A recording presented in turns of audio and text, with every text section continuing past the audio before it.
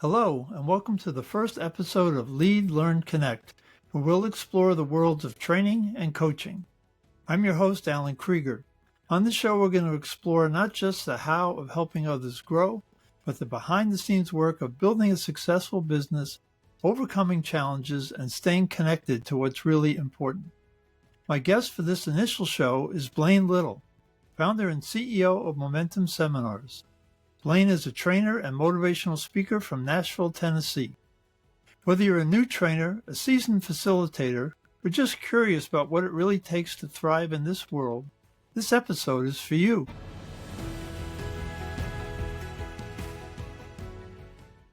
Welcome, Blaine. Alan, thank you so much for having me. I really appreciate it. Yeah, I appreciate you being on here. Now, let's just jump right in with a core question. Okay. So what are some of the biggest challenges you see trainers facing today, and how can they navigate those challenges effectively? Well, as far as, and I'll kind of give you two different divisions there. If we're talking about novice speakers just getting into the field, emerging speakers, or versus the pros who have been around for a little while, is that emerging speakers, I've given 36 people the exact same guidance when they come up and they ask me, where should I start my speaking business? Do I need to write a book? Do I need to start a podcast? Yada, yada. And my response is always the same. Join Toastmasters, because you have to have a place where you can workshop your ideas, and you also get some of that raw feedback where people aren't going to just they're not just going to candy coat what it is they're saying. They're going to tell you if you don't do so well. And to my knowledge, out of those 36, no one has ever taken me up on that. A lot of people will come in, they'll start with a big bang, they'll buy a bunch of graphics and banners and newspaper ads and everything like this. And 2-3 months later, they're just, you never see them again. And it's because they never worked on their speech. They never worked on their craft. So that's the first thing that I would say for someone new. For the rest of us, I would say prospecting. I don't know that I ever do enough prospecting, and that's something I need to be more disciplined about, really, to be honest with you, Alan. And I just need Talk a little bit more about it. What do you mean by processing? What are you? Prospecting, just calling. Oh, prospecting. Yeah, Oh, sorry about that. yeah. So just Yeah. calling clients, just in the sales. And a lot of people don't realize how much speaking is. They think that you just get hired on with a bureau and they just give you all these jobs. Well, a speaker's bureau is like a bank. A bank does not want to loan you money unless you don't need money. Then they want to loan you money. So it's the same thing with the speaker bureaus. If you have a platform and they don't want to hire you unless you have a platform and a name, and by the time you get to there, do you really need them at that point? So it's just one of those things. So how do you find your leads for prospecting? Some of the best leads that I have had have really just come by word of mouth, networking. I have some good friends who kind of look out for me. And if they ever come across what they think may be an opportunity, they'll pass that contact on to me, or they'll mention my name. Those are where some of the best ones really come from. And the rest of it, you just got to put your feelers out. It's just making a lot of calls. I will pop in to some places. To give you an example, there was someone had contacted me about doing a retreat next month. And unfortunately, I did not get the gig, but I found out this was an annual event, and we're in 2025 now. I'm pretty certain there's going to be a 2026. So I just started seeding for next year's retreat for their C-suite to go out and talk. And I've got a book that's written on team building. And so I took that along with some of my pens, my mugs, my koozies, all my swag, and marketing materials, and that book, and dropped it off at her office in town up in Nashville. And so hopefully she'll remember me come next year, and I'll keep in touch with her throughout the next 11 months. Yeah, I have to say that marketing has never been the favorite part of my training for me. I love doing the training, but getting out there and prospecting is you have to get a lot of no's before you get that yes, and it's hard Yes, you do. to handle all the no's. That's exactly correct. But yeah, you'll develop a tough skin, or as we used to say, you'll get a bloody nose, which means that so many doors are slammed on your face that you get a bloody nose. And where people say no, but you just get a tough skin and you just keep on moving on. So, talk about how you got started. What brought you to training? What inspired you to go this way? Did you have a mentor or role model that you were following? I ever since I was a young man, I just was enthralled with Tony Robbins. Now, my speaking style is nothing at all like Tony Robbins, and I have to be blamed. I can't pull off Tony Robbins. It would not look sincere. But I love the information that he gives, and I do appreciate his energy. I really do. But I have been in, and I still have a real estate license. I've been in real estate for 25 years, and one of my earlier brokers was terrible. You go into this person's office, and if you had a question, that person would try to kind of demean me and ridicule me for not knowing what the answer was in the first place. And of course, agents all compare notes, and this was what happened when anybody went in there to ask this person for some advice. 25 years later, and I have my broker's license now, I realized that person didn't know what the answer was, just didn't know. So try to buffalo people into just not really having an answer for something. But I started with that, and I thought I had some great mentors who were wonderful, and I just started putting together a lot of things that I learned on my own, and kind of incorporated that into a few free classes that I was offering at the Realtor Association. And after a few years of doing that, several people said, you're really good at training. You should do more than just real estate. And so I did. And I was about 2.5, maybe 3 years with a company called Skill Path, which is one of the largest training organizations in the world. They say they're the biggest, probably are. But I was with them, and in 2017 alone, I did 100 all-day webinars just throughout the country. And that's a lot, but it was wonderful training for me. And I kind of developed my own curriculum through that time. And, after a few years, I figured, well, it's time for me to strike out on my own. So here I am. Okay. And as you look back, how has your training evolved over those years? Do you do things differently now? Any key lessons you've learned over that time? Well, I realize delivery is more important than content. And that took me a little time to figure out because I'm left brain. And so if I go hear somebody, I want a dozen takeaways for me. But delivery is so much more important than content, because if you don't connect with your audience, they're never going to listen to what it is you're saying in the first place. So that really is me. And I've learned through the years to be a little bit of a showman, sort of. It's not just about the information dump. It's about my energy, the character, the charisma that I bring. And this, I'm saying this as an introvert, but I do love the craft of public speaking. And so, and I told you briefly, that I'm also a professional magician. So that's a nice little icebreaker. Sometimes I'll do a little trick up front just to get people's attention and on my side. But that's the thing. You have got to connect. You can have the best information, but if they don't hear it, it means nothing. So you have to connect with your audience. Yeah, I'm similar, left brain. I want content when I go see people, and if they're too much of a showman and no content, that's also a turnoff. So it's finding that balance. The magic trick, the icebreaker, get them engaged with you, but then you also have to deliver.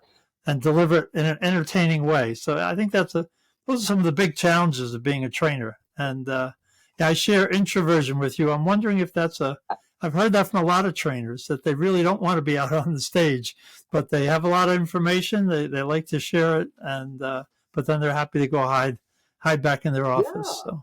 And Alan, just amateur poll of the people that I have asked, the trainers I've asked, I would say probably about 2/3 of us are introverts, really.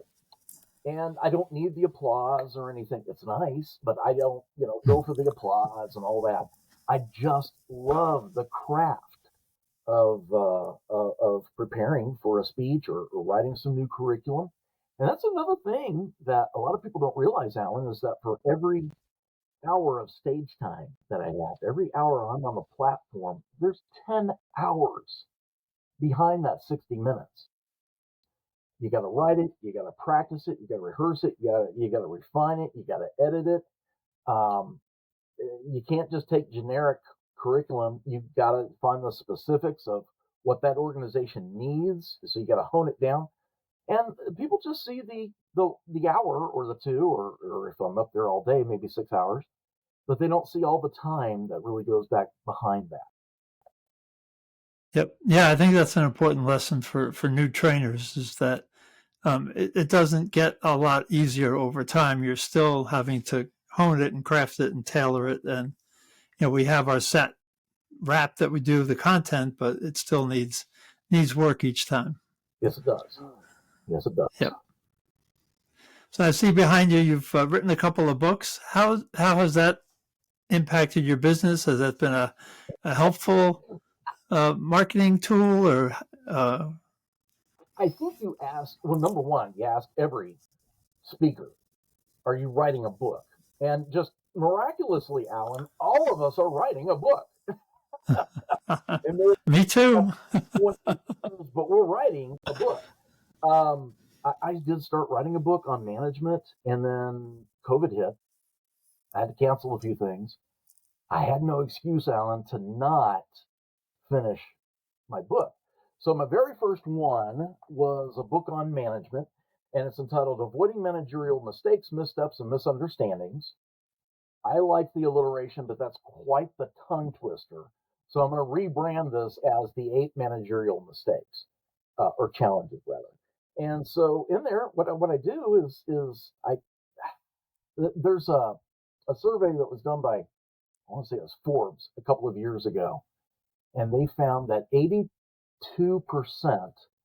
of all managers had no managerial training whatsoever. Not just a little, but none.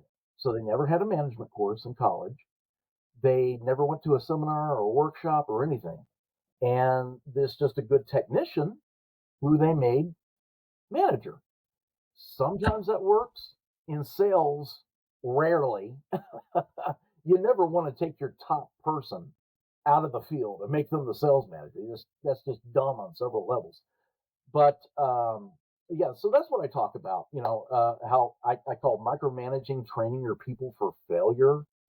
And then there's the case of bad communication, nepotism. So those are just some of the things that I talk about in there. One of the chapters that I wrote in there is called the individual team. And through the years, Alan, there's been this thing within business that managers, leaders, they say that they want to be fair and treat everyone the same. Well, if you're treating everybody the same, you're ticking off a lot of your people because they don't want to be treated as somebody else. They demand to be treated as an individual, and they deserve that. So on the individual team chapter in that book, I was writing and writing and writing and writing and writing. And I said, holy smokes, I think I have a whole second book here. And sure enough, I do. So about 2 years after that book, I came out with the individual team, How Fairness Wrecked the Workplace. And that's my second business book. And I'm working on a third one right now that is communication. So that's sort of my 3 branches of the umbrella: leadership, team building, communication. So I understand the pandemic was a great time to write a book. Yeah. How has that impacted your business? Has it brought business to you? Has it helped engage people more with you, or just people like to read your book and they're kind of two independent things? I think they're kind of two independent things. I think in terms of COVID, there's a couple of good benefits. Number one, I learned how to be a pretty good webinar instructor because that's a completely different different skill set altogether. And then once we were through COVID, people were so zoomed out. They were like, "I'm so tired of this." People are now wanting to attend conferences, conventions again. So that again has kind of opened the door for me. But yeah, I did a lot of webinars, and you know, I still prefer the in person only because I like to I can read my audience better. I know if they're on board with me or not. So that's why I prefer that. But yeah, I'll still do webinars. And what's one big lesson you learned the hard way that you might be able to share to other people, not have to Wow, go through that? gosh, I don't know. I will go. I'll go back to prospecting again, and I've done the same thing. Unfortunately, in real estate, you would get one deal going or one gig in the pipeline, maybe a couple, and you sort of want to service that, prepare for that, and you drop the prospecting that got you those gigs in the first place. And so prospecting is year round. You just have the marketing. You just have to do that. Don't ever drop that. And so I'm now I'm doing more time blocking where I'm setting up time set aside on Tuesdays and Thursdays where for a couple hours each day. That's all I do is just make phone calls and just prospect. And how do you find the leads that you make the calls with? It's that is tricky, Alan. It really is. Here in Tennessee, there are a few major corporations, kind of national, that have been kind of, in various industries, retail, restaurants, whatever, that have kind of been in decline over the past few years. And so I'm trying to get in touch with them and help them, kind of bring their brand back up by investing in their management teams, because it's all about the people. You take care of the people, they will take care of your customers, and that's where you got to start. Um, Another thing is, I got this great idea, Alan. I figure any company who has their own private jet, because if they have a private jet, they can absolutely afford me. So I'm kind of picking. I'm trying to figure, who in Tennessee, what company has their own private jet, and so which is actually kind of a little difficult to figure out. But that's kind of one avenue I'm looking at right now. Huh. Yeah, that's an interesting angle. I haven't heard that one before. So, and so what's coming up new for you? What's next on your horizon? You're working on a book. Anything else Yeah. that's you're moving any new directions or shifting at all? No, just trying to just trying to kind of hone and focus exactly what I have. So the third book, business book that I'm writing is will be on communication, and that's kind of the third branch of what it is that I do. And if you take leadership, team building, communication, honestly, it's all communication. That's what it all is. But we have to kind of, leadership just sounds sexy. Nobody wants to go to communication training, but yeah, I'll go to leadership training. Yeah, sure. Um, so that's kind of one thing that I'm working on right now is doing that, trying to get, out in more media outlets. So I'm thankful that you have me here. Another book that I did write, it's called Civic Duty, the handbook for all clubs, associations, and guilds. And that is something of all these stuff like Rotary and Kiwanis Club and the Lions Club and a lot of other good organizations, unions, fraternities, churches. There's no book that's been written like this. And I've always had civic clubs kind of as a part of me throughout my entire life. I've always done a certain amount of volunteerism. And so I actually wrote a book on how to start and run any of those clubs, chapters, or organizations. So that's just kind of like I say, a one-off. It's a departure from my regular business books, but I'm kind of proud of that. That's my latest one that actually was published just last year. Okay, so you've got quite a range of projects and things you do, and wish you good luck with your third book coming out, and with your moving forward. Again, thank you for being on our show today. That's it for today's episode of Lead, Learn, and Connect.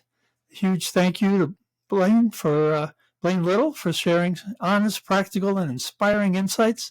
I hope you found this helpful. Yep. If you did, please leave a good review, subscribe, and you can find out more about Blaine's work and additional resources in the show notes. And if you're ready to deepen your leadership, enhance your communication, and learn more about my work and the team communication model, head over to our website or follow us on LinkedIn or other social media. Until next time, keep leading with intention, keep learning, and keep connecting. Thanks for listening. Thanks so much, Alan.